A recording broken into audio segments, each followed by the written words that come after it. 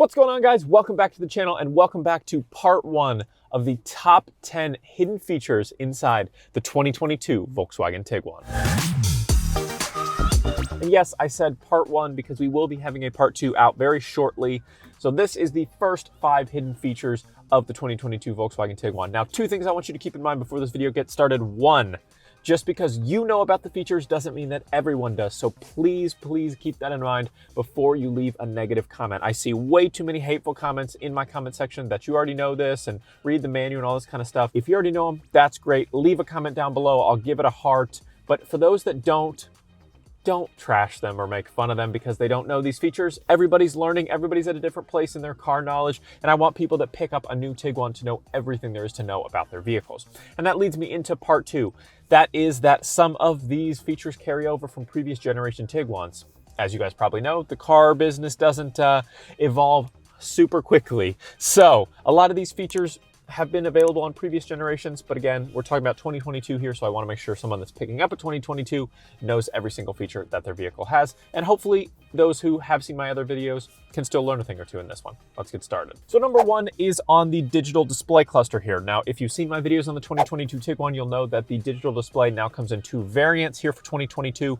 The first one on the lower trim levels is just called the Volkswagen Digital Cockpit. This one on higher trim levels, this is an SEL R line here, is called the Digital Cockpit Pro. So this Pro one is the one you've seen on, other vehicles before.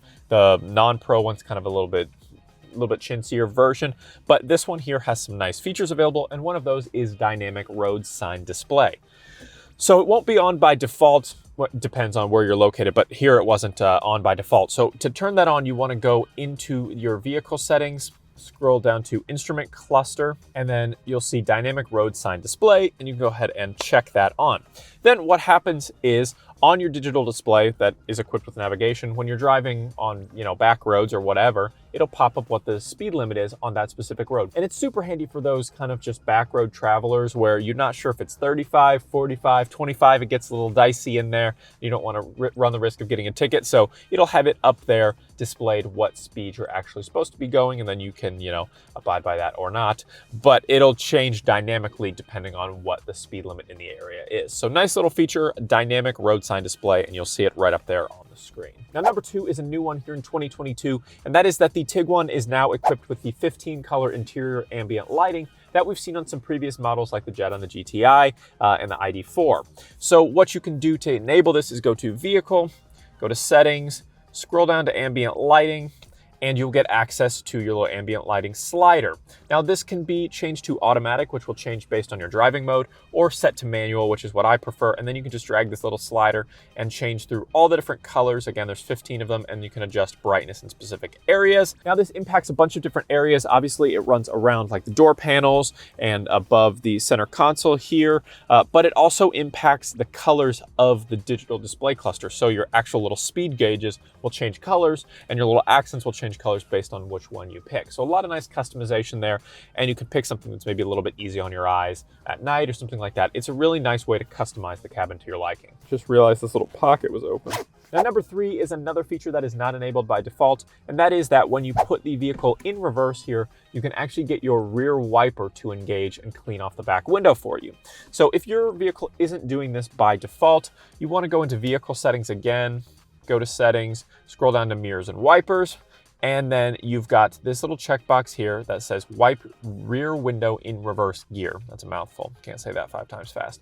So if you want to enable that, then you go ahead, and if your windshield wipers are on and you put the vehicle in reverse, that rear wiper is going to go ahead and wipe back and forth, cleaning off your back windshield. Now, this is super nice for those kind of rainy days, or if your vehicle's been sitting for a while and you need to clear everything off nice and easy without having to kind of manually do it. Now, number 4 is another one of those super convenient features that you may not know your vehicle can do, and that has to do with your rear view camera. Now, this model here has the surround view camera system, so 360 degrees, but sometimes those cameras get dirty.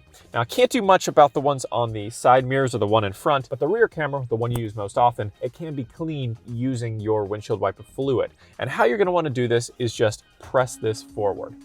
That is going to engage the little sprayer on the back camera, clean it right off for you. So if you live in a climate that's dusty or dirty, like during the winter months and things like that, and you want to keep that rear camera clean, this is super handy. My 2022 Chevy Bolt doesn't have this, and I find myself going back there spitting on my shirt and rubbing it off because it does get really dirty. So having this automatically built in and not having to go back there and clean it, and having to hop out of the car, go back there, wipe it off, get back in, that whole nine, just having it be a nice, easy push of the windshield wiper stock here. Super nice. Now, number 5 isn't as helpful on a very, very cold day like today, but let's say it's a hot day, you want to cool the car off before you get in, you're close enough to it. You can actually press and hold the unlock button on your key fob and it will drop all of the windows automatically. So just press and hold. And just like that, all 4 of your windows come down, which is super, super nice. Unfortunately, you cannot get them to come back up using the key fob. It'll fold your mirrors in, but no such luck on the windows. All right, I want to hit you guys with a couple quick bonus features. These aren't, enough to get their own category, but a couple things that are nice to know if you are a new Tiguan owner. So let's start with the auto high beams. So obviously you turn these on, and then when you're driving at night, if an oncoming driver is facing you and their lights are shining on you, your lights will go ahead and dim. And then once that driver leaves or those lights are no longer shining, the brights will pop back on to give you the most visibility possible. So how you want to do this is just take the light stock here on the left side and just push it forward once, and you'll see a little icon down at the bottom that looks like a headlight with an A on it, and that means that your auto high beams are enabled. You can disable it just by pushing forward once more to turn it off, but I go ahead and leave mine on my 2022 Chevy Bolt because it's just a super convenient way to get the most visibility possible while not hindering oncoming drivers by leaving your brights on all the time. So really nice little convenience feature there that obviously isn't enabled by default. Sticking with lighting features, there are no fog lights here on the 2022 Tiguan SEL R line here, but what you do have are poor weather lights. And again, these aren't on by default, so you might have missed them, but there's the little light gauge down on the left side here. You can turn your lights all the way on, all the way off, put them on auto, whatever you want to do. All you got to do is turn the dial to auto or all the way on and then pull out on the dial, and you'll see that the little storm cloud and lights light up on the left side. And that's how you know your poor weather lights are actually enabled. So it just gives you a little bit of extra visibility in those inclement weather situations. I'm shooting this with my wide angle iPhone just so you can kind of see how the extra lighting of the poor weather lights fills up the room. So you can see kind of where the lighting ends over here with just your standard headlights on. But if I pull out that tab for the poor weather lights, you can see how it kind of just fills up this area on either side, whereas it was obviously not that full before. It's almost like corner lighting. It's interesting. So that's what it does. So thanks so much for watching, guys. Drop a like on the video if you loved it. Tell me in the comments down below, did you learn something new? Let's have a conversation down there in the comments. And don't forget to hit subscribe so you don't miss part 2 of the top 5 hidden features inside the 2022 Volkswagen Tiguan coming very soon. We'll see you in the next one.